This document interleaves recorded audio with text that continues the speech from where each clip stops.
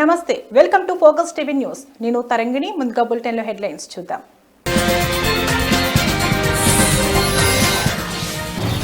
కల్వకుంట్ల కవిత సంచలన వ్యాఖ్యలు. బీఆర్ఎస్ ను బీజేపీలో విలీనం చేసే కుట్ర జరుగుతోందని ఆగ్రహం.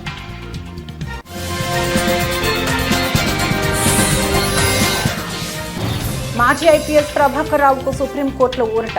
ప్రభాకర్ రావుకు పాస్పోర్ట్ ఇవ్వాలని కోర్టు ఆదేశం.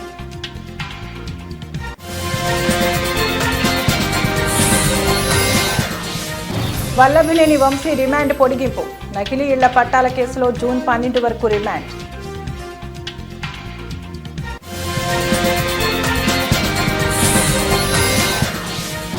వాయుగుండంగా మారనున్న అల్పపీడనం. ఏపీకి తుఫాను ముప్పు.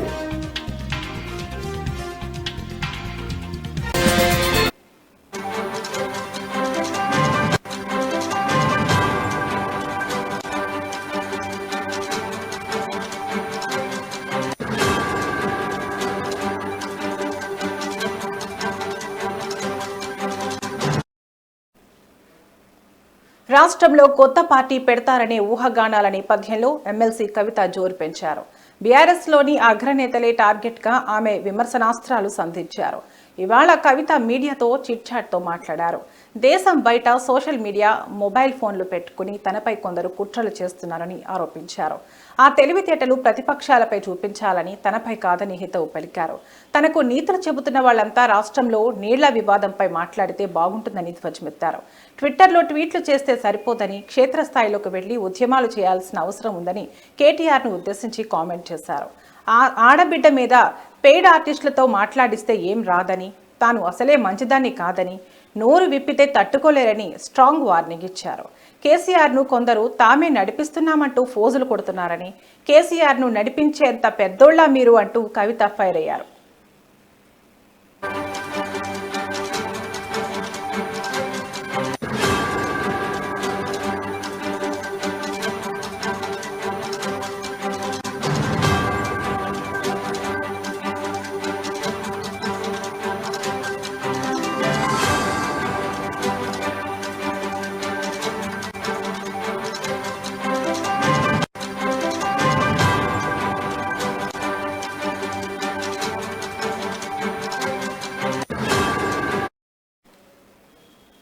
ఇక సొంత పార్టీ సోషల్ మీడియానే తనను టార్గెట్ చేసిందని, తప్పుడు వార్తలు రాస్తే పార్టీ ఎందుకు ఖండించడం లేదని ప్రశ్నించారు. తన డిమాండ్ ఒక్కటేనని, తాను తన తండ్రికి రాసిన లేఖను ఎవరు లీక్ చేశారో చెప్పి తీరాలన్నారు. కేసీఆర్కు నోటీసులు ఇస్తే ఎందుకు నిరసనలు చేయడం లేదని అన్నారు. అదే మరో నేతకు నోటీసులు అందితే అప్పటికప్పుడు హంగామా చేస్తారని ఆగ్రహం వ్యక్తం చేశారు. తాను వాళ్లలాగా చొచ్చర రాజకీయాలు చేయనని, హుందాగా ఉండే వ్యక్తినని అన్నారు. నిజామాబాద్ ఎంపీ ఎన్నికల్లో వెన్నంటే ఉండి సొంత పార్టీ నాయకులు తనను ఓడించారని ఆరోపించారు. బీఆర్ఎస్ పార్టీని ఎలాగైనా బీజేపీలో విలీనం చేసే కుట్ర జరుగుతోందంటూ సంచలన వ్యాఖ్యలు చేశారు.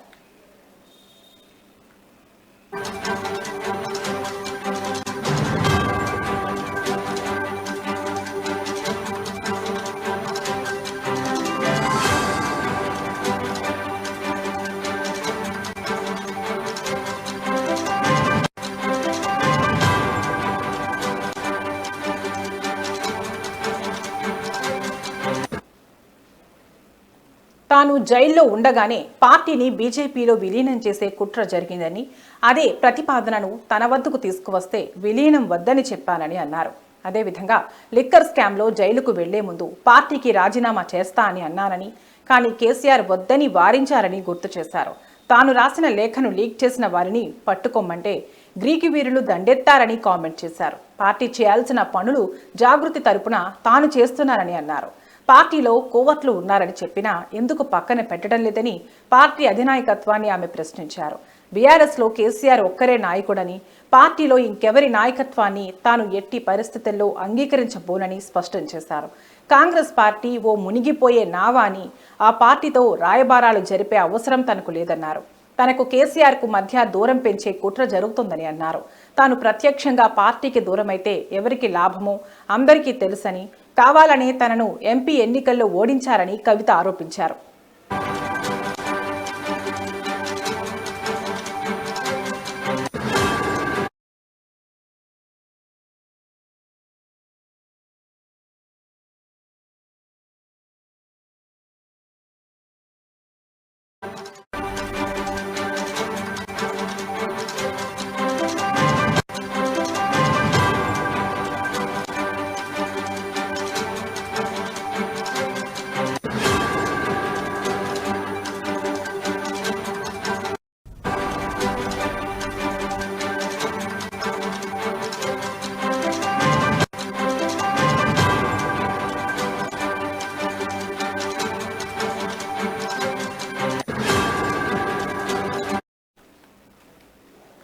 Breaking news. సంచలనం సృష్టించిన ఫోన్ ట్యాపింగ్ కేసులో ప్రధాన నిందితుడిగా ఉన్న ఎస్ఐబి మాజీ చీఫ్ ప్రభాకర్ రావుకు సుప్రీంకోర్టులో ఊరట లభించింది. తదుపరి ఉత్తర్వులు ఇచ్చే వరకు ఆయనను అరెస్టు చేయవద్దని సుప్రీంకోర్టు ఆదేశించింది. ప్రభాకర్ రావుకు పాస్పోర్ట్ ఇవ్వాలని ఆదేశించింది. పాస్పోర్ట్ వచ్చిన 3 రోజుల్లో ప్రభాకర్ రావు భారత్కు వచ్చి విచారణకు సహకరించాలని ఆదేశించింది. ఈ కేసులో ప్రధాన నిందితుడిగా ఉన్న ప్రభాకర్ రావు అమెరికా వెళ్లిపోయారు. తనకు ముందస్తు బెయిల్ మంజూరు చేస్తా తాను భారత్కు తిరిగి వస్తానని కోరుతూ గతంలో ఆయన హైకోర్టులో పిటిషన్ దాఖలు చేశారు.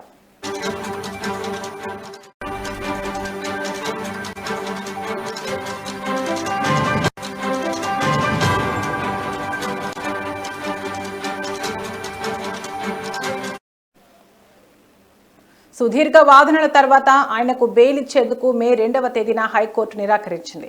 హైకోర్టు తీర్పును ప్రభాకర్ రావు మే 9వ తేదీన సుప్రీంకోర్టులో సవాల్ చేశారు. తనపై చేస్తున్న ఆరోపణలు అవాస్తవాలేనని, చికిత్స నిమిత్తమే అమెరికా వెళ్లానని కోర్టుకు వివరించారు. ముందస్తు బెయిల్ మంజూరు చేస్తే దేశానికి తిరిగి వస్తానని ఆయన తన పిటిషన్లో పేర్కొన్నారు. ఈ పిటిషన్పై ఇవాళ విచారణ జరిపిన సుప్రీంకోర్టు ఆయనపై కఠిన చర్యలు తీసుకోవద్దని ఆదేశిస్తూ తదుపరి విచారణ ఆగస్టు 5కి వాయిదా వేసింది.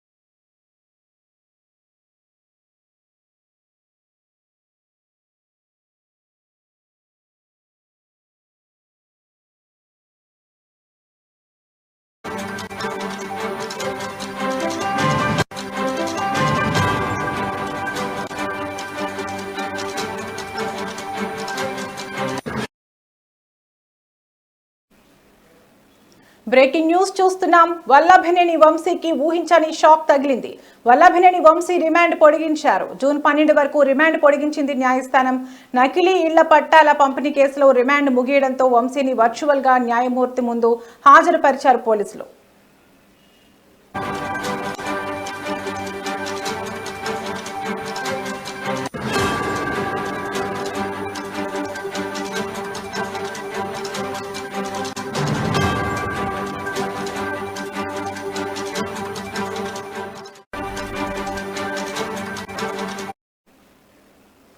ఇదిలా ఉండగా నకిలీ ఇళ్ల పట్టాల పంపిణీ కేసులో వల్లభనేని వంశీని 2 రోజుల కస్టడీకి కోరారు హనుమాన్ జంక్షన్ పోలీసులు. ఈ తరుణంలోనే వంశీ కస్టడీ పిటిషన్పై తీర్పు వెల్లడించింది నూజివీడు కోర్టు. మరోవైపు వంశీపై మరోసారి పీటీ వారెంట్ జారీ అయింది. అక్రమ మైనింగ్ కేసులో పీటీ వారెంట్ గడువు ముగియడంతో మరోసారి దాఖలు చేశారు పోలీసులు. ఇదిలా ఉండగా వల్లభనేని వంశీ రిమాండ్ పొడిగించారు. జూన్ 12 వరకు రిమాండ్ పొడిగించింది న్యాయస్థానం.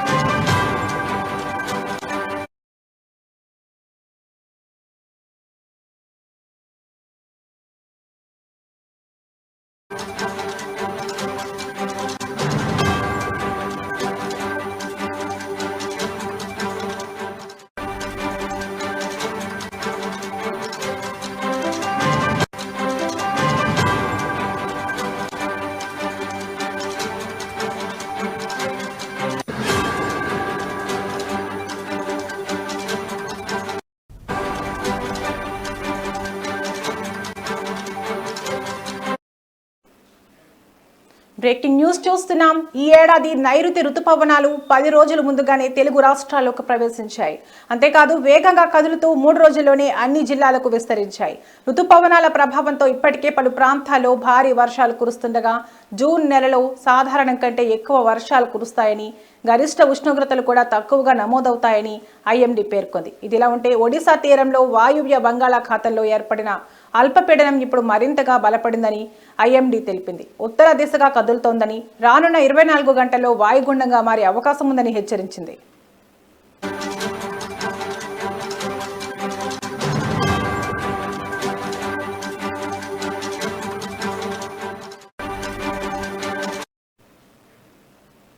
ఈ వాయుగుండం క్రమంగా తుఫానుగా మారే అవకాశాలున్నాయని వాతావరణ శాఖ తెలిపింది. దీని ప్రభావంతో ఒడిశా, ఉత్తరాంధ్ర జిల్లాల్లో భారీ వర్షాలు కురుస్తాయని వివరించింది. ఇప్పటికే అల్పపీడనం కారణంగా రాష్ట్రంలో చెదురుముదురు వర్షాలు పడుతున్నాయి. 2 రోజుల్లో కోస్తాంధ్ర తీరం వెంబడి 40 నుండి 50 కిలోమీటర్ల వేగంతో ఎదురుగాలులు వీస్తాయని హెచ్చరించింది. ఇవాళ శ్రీకాకుళం, విశాఖపట్నం, ఏలూరు, విజయనగరం, పార్వతీపురం, మన్యం, పల్నాడు, ప్రకాశం, కర్నూలు, నంద్యాల, శ్రీ సత్యసాయి, అల్లూరి సీతారామరాజు జిల్లాలో భారీ వర్షాలు కురిసే ఛాన్స్ ఉంది. ఈ నేపథ్యంలో ఏపీ విపత్తు నిర్వహణ సంస్థ ప్రజలను అప్రమత్తంగా ఉండాలని, వర్షాలు, వరదలు, పిడుగుల నుంచి జాగ్రత్తగా ఉండాలని సూచించింది.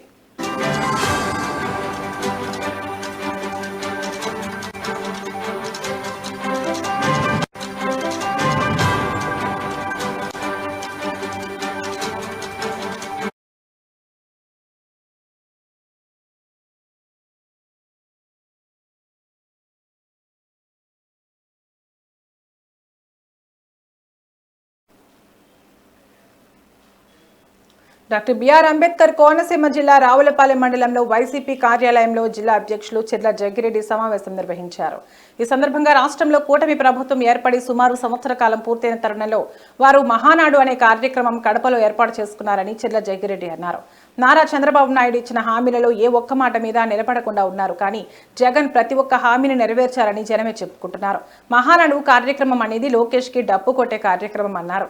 చంద్రబాబు నాయుడు ఈ 9-10 నెలల్లో సంపద సృష్టించిన దానికన్నా చేసినప్పుడే దానికి రెండింతలుగా ఉంది అన్నారు. చేస్తున్న పనిని చెబుతూ జగన్మోహన్ రెడ్డి గారి పరిపాలన బాగుందని ప్రతి ఒక్కరి నోటంట వస్తూ ఉంటే దాన్ని చూసి వారవలైనటువంటి కూటమి ప్రభుత్వం, ముఖ్యంగా చంద్రబాబు నాయుడు గారి ప్రభుత్వం, జగన్మోహన్ రెడ్డి గారు అంటే ఉన్న భయంతోనే ఇవాళ కడపలో మీటింగ్ ఏర్పడి కడపలో మహానాడు కార్యక్రమం పెట్టారు. కడప ప్రజలకు కూడా పత్రికాముఖంగా తెలియజేస్తూ ఉన్నా, మీకు అక్కడ ఎంతమంది టీడీపీ నాయకులున్నా లేదా ఎంతమంది ఎవరో అక్కడ ఉన్నటువంటి కార్యకర్తలున్నా మీ మీద ప్రేమతో కాదు చంద్రబాబు నాయుడు గారు మహానాడు కడపలో పెట్టాడు. కడప పులిబిడ్డగా ఉన్నటువంటి జగన్మోహన్ రెడ్డి గారిని చూసి భయం వేసి అక్కడ మీటింగ్ పెట్టి ఏదో 4 మాటలు మాట్లాడి దాన్ని ప్రపంచం అంతా చూడండి మేము కడపలోనే మీటింగ్ పెట్టామని ఏదో గొప్పగా చెప్పుకుని ప్రజాభిప్రాయాన్ని మార్చడం కోసమే ఈ రకమైన తాపత్రయాలను పడుతున్నారు. ముఖ్యంగా వారు మీటింగ్ పెట్టుకుంటే మేము కూడా ఇట్లా ప్రెస్ మీట్లు పెట్టి మేము ఖండించాం. కానీ ఏదైతే మరి కడపలో రాజశేఖర రెడ్డి గారి విగ్రహం ఉంటే ఆ విగ్రహం చుట్టూ మరి ఏదైతే వారి తెలుగుదేశం పార్టీ జెండాలు, ఫ్లెక్సీలు కట్టి వారికి ఉన్నటువంటి రాక్షసాన ఆనందాన్ని చూసి ఈరోజు మేము ఈ పత్రిక నాగర్ కర్నూలు జిల్లా తెలకపల్లి మండల కేంద్రంలో నెహ్రూ చౌరస్తా దగ్గర స్వేరోస్ నాయకులు గురుకుల కార్యదర్శి అలుగు వర్షిణిని సస్పెండ్ చేయాలని ఆందోళన చేపట్టారు. ఈ కార్యక్రమంలో స్వేరోస్ ప్రధాన కార్యదర్శి రెడ్డపాకుల శివశంకర్ మాట్లాడుతూ గురుకుల కార్యదర్శి అలుగు వర్షిణి విద్యార్థులను టాయిలెట్లు కడగాల్సిందే, భోజనం విద్యార్థుల డైనింగ్ టేబుల్ మీదకి వస్తుందని మాట్లాడటం స్పష్టంగా కుల వివక్షను ఎత్తి చూపుతున్నారని ధ్వజమెత్తారు. గురుకులాల్లో శానిటైజర్ వర్కర్లను తొలగించి ఆ పనులను విద్యార్థులతో చేయించడం దుర్మార్గమని అన్నారు. నిన్న నిదర్శనం అలుగు వర్షిణి గారు గురుకుల కార్యదర్శి అయి ఉండి విద్యార్థులను పాయికాన కడిగించాలి, విద్యార్థులను పని చేయించాలనే ఉద్దేశంతో నిన్న స్పష్టంగా మాట్లాడారు.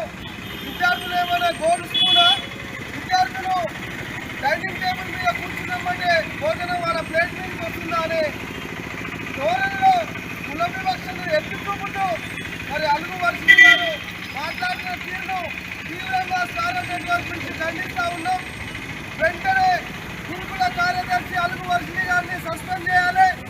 మరి కాంగ్రెస్ పార్టీ నుంచి అధికారంలోకి వచ్చిన సీఎం రేవంత్ రెడ్డి గారు మీరు అధికారం వచ్చినప్పటి నుంచి గురుకులాలను నాశనం చేసే ఆలోచనలో మీరు ఉన్నారు. ఎందుకంటే గౌరవ మాజీ ముఖ్యమంత్రి వర్యులు శ్రీ కేసీఆర్ గారు కర్నూలు జిల్లా ఆలూరు నియోజకవర్గంలో జరుగుతున్న మహానాడు కార్యక్రమానికి టీడీపీ ఇన్ఛార్జ్ వీరభద్రగౌడ ఆధ్వర్యంలో భారీగా తెలుగు తమ్ముళ్లు నాయకులు పాల్గొన్నారు. ఈ కార్యక్రమానికి ఇన్ఛార్జ్ తనయుడు యువనేత గిరి మల్లేష్ గౌడ్ సమక్షంలో 300 వాహనాలలో టీడీపీ కార్యకర్తలు బయలుదేరారు.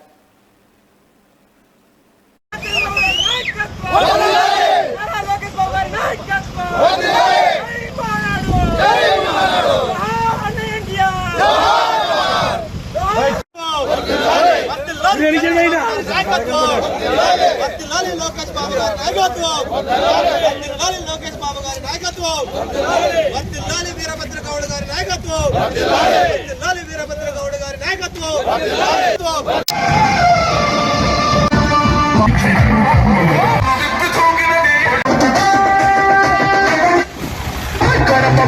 ఎత్తుకుంటే పచ్చని జెండా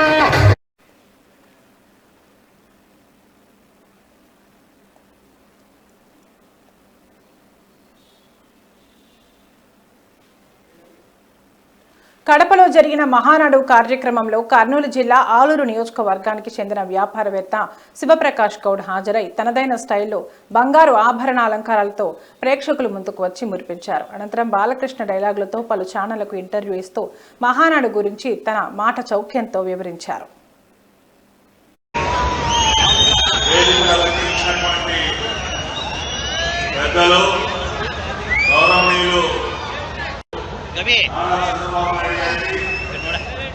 గౌరవ మంత్రివర్యులు జాతీయ పార్టీ ప్రధాన కార్యదర్శి ఆ విధంగా ఇచ్చిన మాటకి కట్టుబడి యువ నాయకులు చివరి ఈ మధ్యనే ఢిల్లీలో ఒక నెలకి ప్లాంట్ కూడా శ్రీ పద్మశ్రీ ఎన్టీ రామారావు గారు ఎక్కడో జన్మించి ఒక నటుడిగా ఎదిగి ఆ యొక్క నటనలో నటిస్తూ మరి పేరు ప్రఖ్యాతులు తీసుకొని వచ్చి తర్వాత వారు మరి ఈ యొక్క రాజకీయంలోకి వచ్చి కీర్తి విశాఖలో మళ్ళీ మన ఆంధ్రదేశమే కాదు, మన ఢిల్లీ కాదు, దేశం నలుమూలల నుంచి దాటి సప్త సముద్రాలు దాటి ఢిల్లీ నుంచి ఢిల్లీ వరకే కాకుండా ప్రపంచ ప్రఖ్యాతులను తెలుగు జాతిని పరిచయం చేసే వ్యక్తి నందమూరి తారక రామారావు గారు. ఇంకొక విషయం చెప్పదలుచుకుంటే మన నందమూరి తారక రామారావు గారు ఆయన పార్టీ పెట్టి 9 నెలల్లోనే మరి పార్టీ స్థాపించి తిరుమల శ్రీ వెంకటేశ్వర స్వామి వారిని ప్రముఖ సినీ కథానాయకి శ్రీయా శరణ్ దర్శించుకున్నారు.